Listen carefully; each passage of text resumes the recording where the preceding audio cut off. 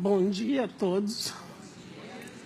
Eu fiquei muito feliz quando você se referiu que a gente está numa plateia de maioria branca. Por quê que eu vou dizer isso? E fiquei muito feliz quando você falou da parte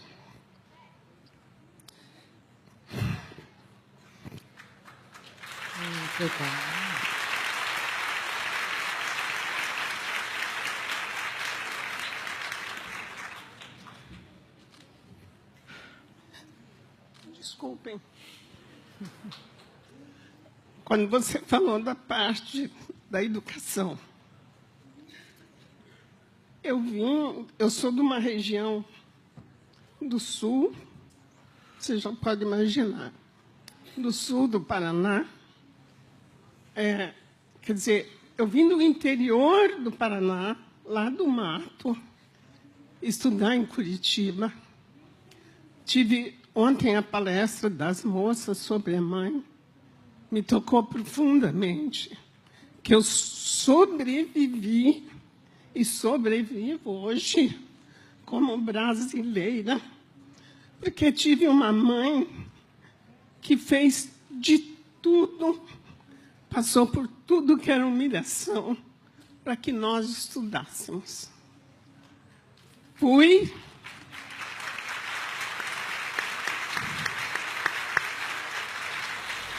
Desculpa que eu estou me estendendo, que é a grande oportunidade da minha vida que os dois e a palestra de ontem me deu para eu poder falar.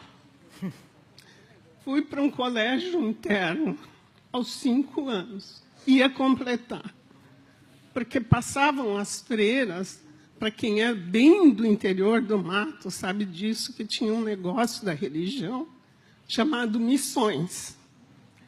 Eles passavam pelas cidades, recolhendo crianças, como se fosse assim, em troca de você ir para esta escola, para estudar. Na verdade, a gente foi para trabalhar. Então, eu trabalhei duro desde os 5 anos. Sou neta de escravos. Aparentemente, a gente teve uma libertação que não existe até hoje.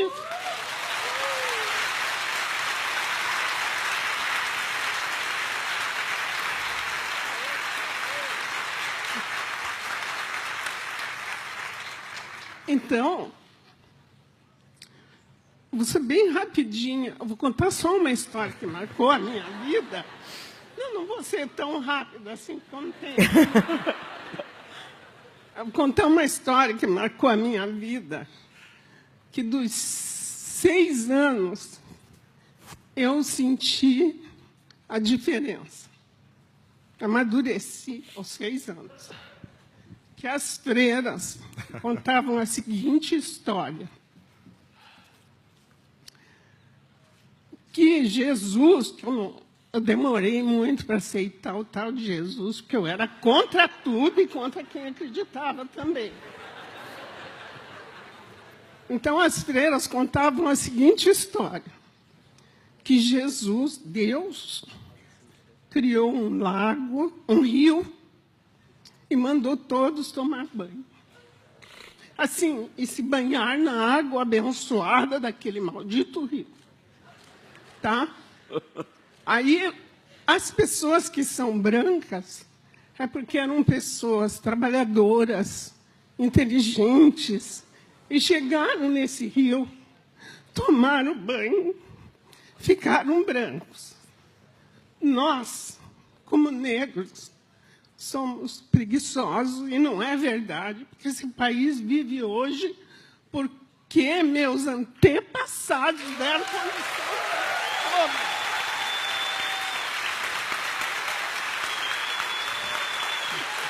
Contar.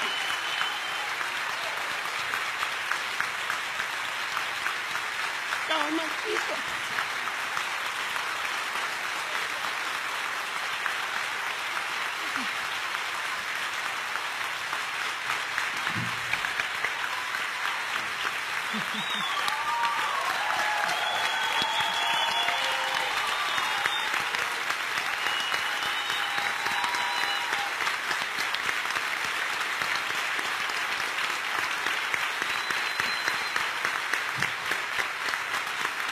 Então, nós, como negros, preguiçosos, chegamos no final, quando todos tinham tomado banho, o rio só tinha lama. Então, como a gente era preguiçoso, então nós temos a palma da mão clara e a sola dos pés, porque nós só conseguimos tocar as mãos e os pés. Aí você saiu, por isso que a gente tem as palmas da mão e os pés claros. Isso ela explicava, ela contava a história para contar para os brancos como a gente era preguiçoso e não era verdade. Isso não é verdade, porque senão a gente não teria sobrevivido. E eu sou uma sobrevivente pela educação, pela luta da minha mãe, que nunca... Eu era rebelde, eu sempre era rebelde, eu tinha até vontade de matar. Mas a minha mãe falava assim, eu falava, não vou mais para a escola, porque ela tinha que pedir caderno, lápis, lavava roupa para os outros em troca de material escolar. E daí ela dizia assim, eu falava assim, e porque eu tinha que entregar também as roupas na casa, para ajudar minha mãe. Então eu falava assim, não vou mais para a escola.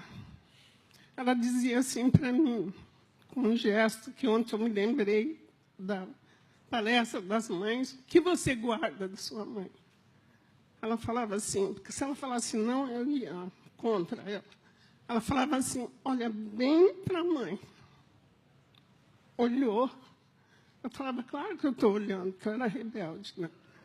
Aí ela dizia assim para mim, então, olhou bem, se você quiser ser como a mãe, não vá para a escola. Eu virava com a minha rebeldia, que hoje ela está no outro plano, e eu converso muito com ela e agradeço tudo que ela fez por mim. Aí eu falava assim, igual a senhora, nunca que eu vou ser. Ela falava, só tem um jeito, vai estudar.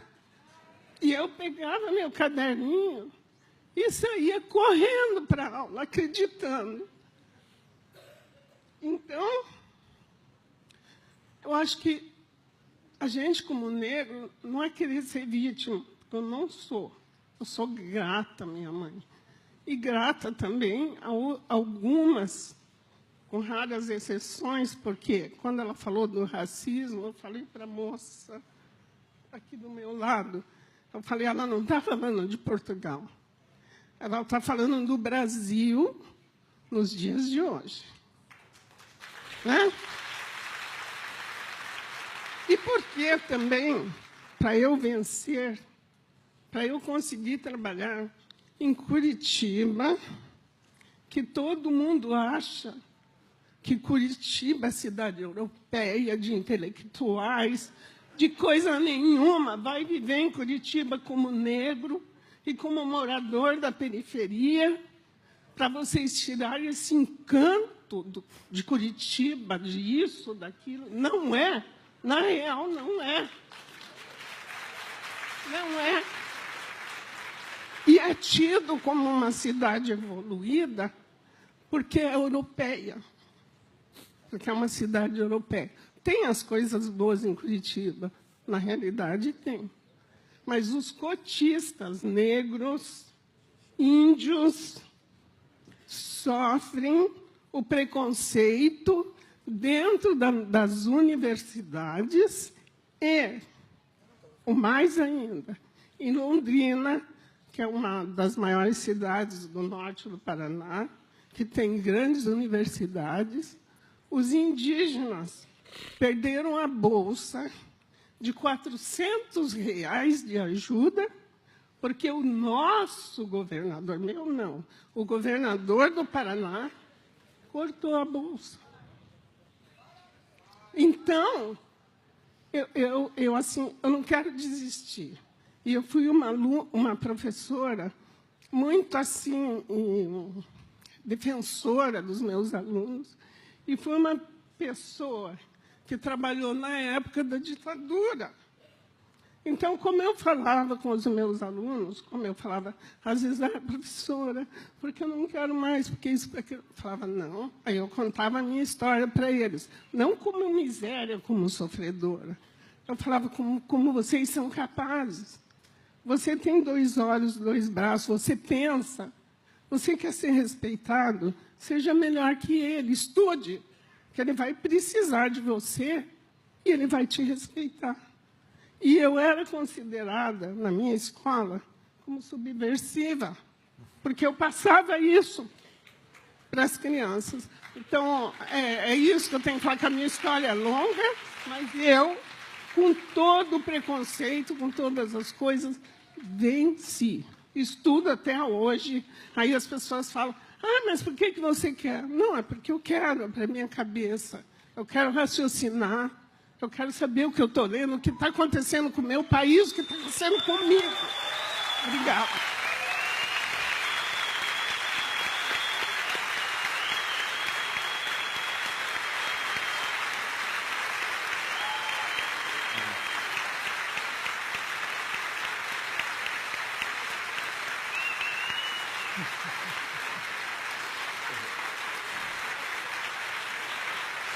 Ela está falando. Como é o nome? Professora, qual é o seu nome? Professora? Como é seu nome, professora? Diva Guimarães. A senhora quer matar a gente, dona Diva? Pelo amor de Deus. Meu coração está aqui assim, pequenininho. Obrigado pela coragem de contar a história. Que bom. E a senhora falou uma coisa muito importante que eu quero falar junto com a senhora aqui. A gente precisa fazer um pacto de investir em educação pública de qualidade. Não podem sucatear a educação brasileira. A escola pública tem que ser valorizada. O professor tem que ser valorizado.